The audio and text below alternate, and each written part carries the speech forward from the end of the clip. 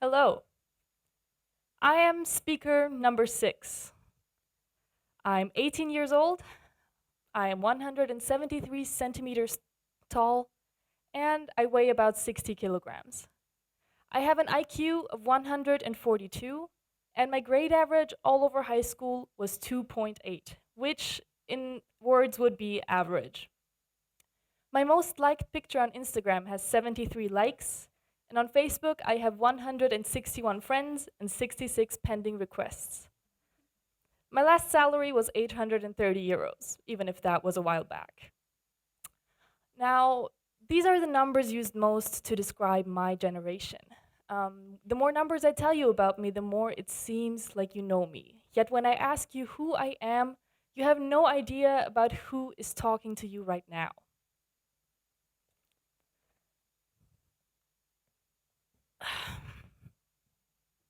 Hello again. Fascinating, isn't it? That looks exactly like me. One more detail. There we go. Now, if you think about it, we could replace me with any other person and could get a very similar picture of them. Let's try this again with my friend. His name is Colonel. He is 3 years old, actually, and 125 centimeters tall. He weighs about 72 kilograms, which is a lot for a 3-year-old. His last picture on Instagram has 3,600 likes, and he has 97.1 thousand Instagram followers at the moment. Now, even though I don't know his salary, he wouldn't tell me. I know that he does have a job, and at the moment, I don't. Well, do you want to know who my friend is? He's a very good boy. He's actually a dog. The same numbers I used to describe myself with are the numbers I described a dog with. So why do I do that? There is still significant information missing in that description, like curiosity, compassion, sustainability for our actions, all the things that you cannot measure. And nowadays, it is a fact for us that we are being measured and ranked all the time. We've just gotten used to it. And that can very often feel like a burden, especially to the younger generations, like teenagers or young adults like me. Weirdly enough, that is the time when we are measured the most in school. The point of grading and measuring and ranking people is supposed to be feedback on their abilities or an accurate representation of their qualities and their performance. Yet, I'm not sure that that can always be fair. I graduated from high school 1.5 years ago, and I can tell you that I was very much affected by the way that I was measured all the time. Of course, through tests, I got a good look at what I was very good at and what I still had to practice. That was a lot. But one thing that was always kind of weird to me was the final diploma.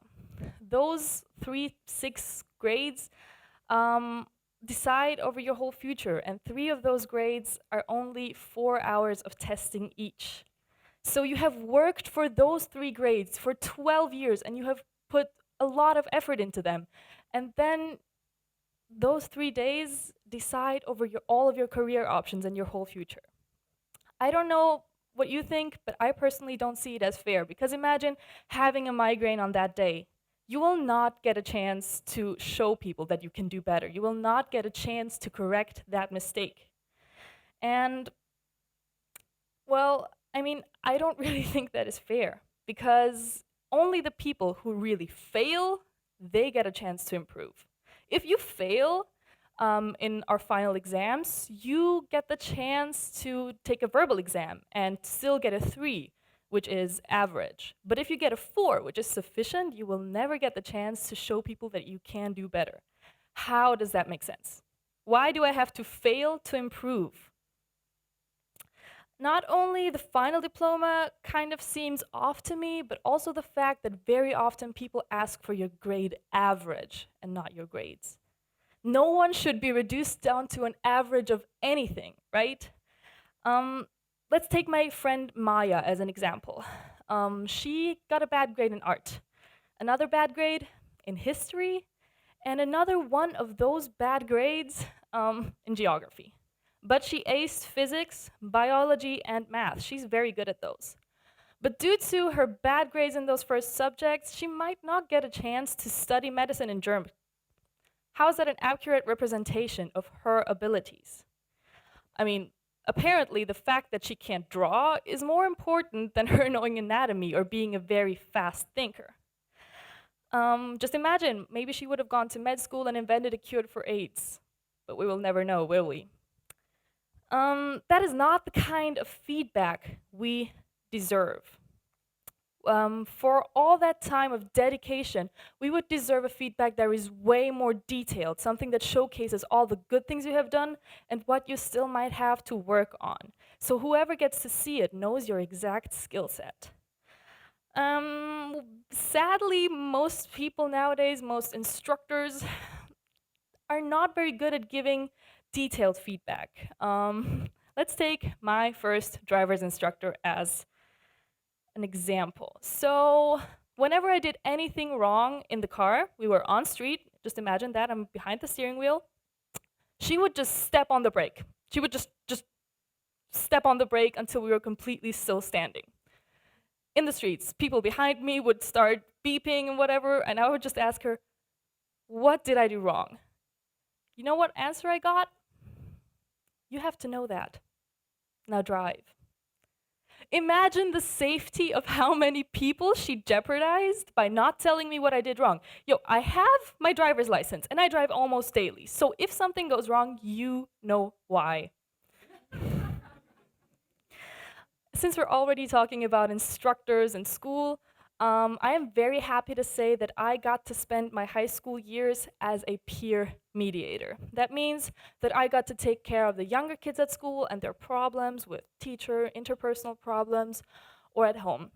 What we did was together with my colleagues, we would go into the classes and just check on the kids, and what we saw a lot of was bullying, especially on social media.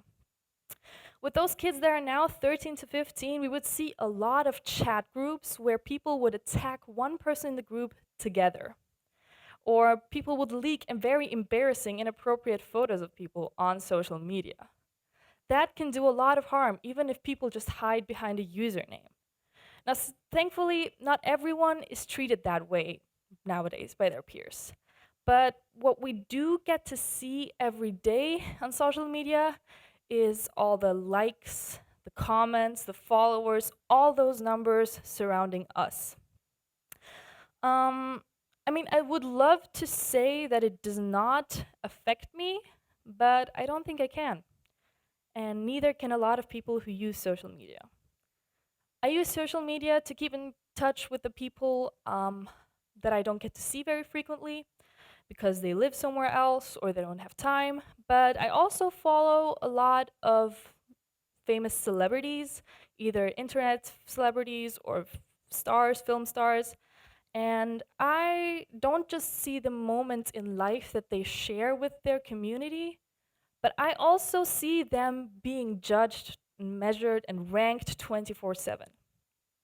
I see them compete to keep the amount of followers, likes, or subscribers every day, and I see them do unimaginable things to keep those likes.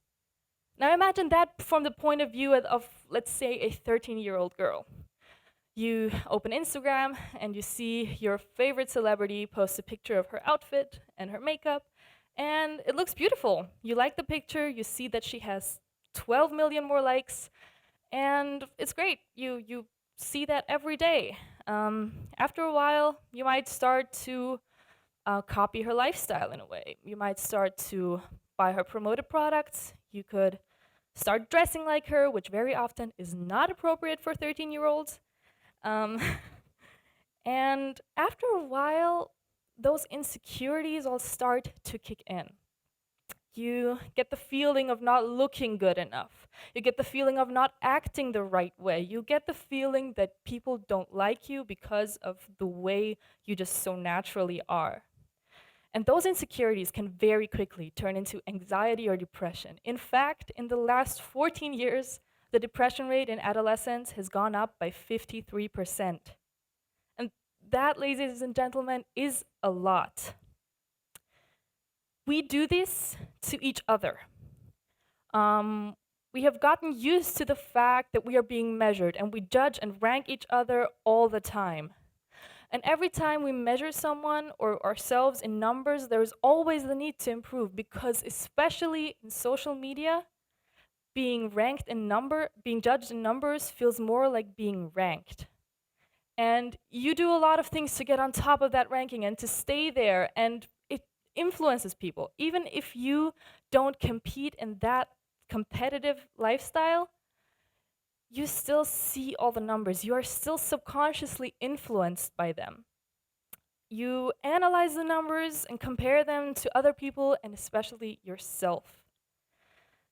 Now, this affects a lot of teens and young adults, like my generation and the ones after us, because we are the primary audience of social media celebrities and influencers.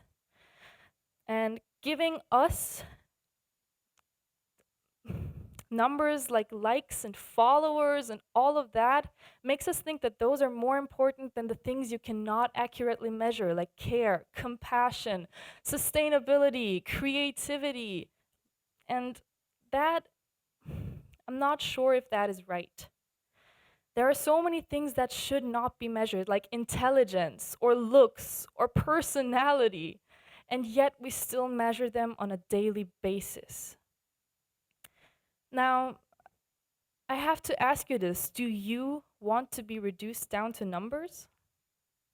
I don't have all the answers on this topic. In fact, I have 0 answers. But what I do have is unmeasurable concerns. Concerns that especially affect my generation and the many ones after us. I have an immeasurable amount of hope that you will help me change the view on numbers in our society. I just wish to tell you one thing. Whatever you do, if you're trying to give feedback, if you're trying to get to know someone, whatever you do, don't measure people. Thank you.